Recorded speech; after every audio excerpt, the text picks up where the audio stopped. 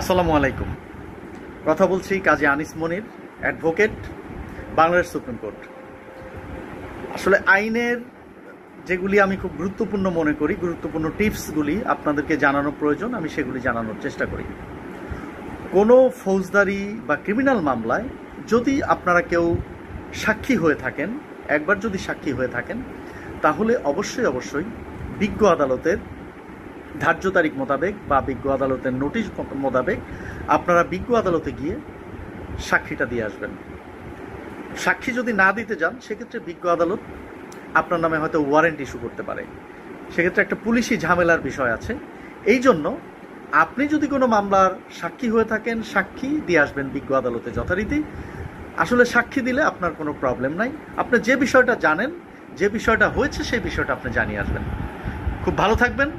আল্লাহ হাফেজ।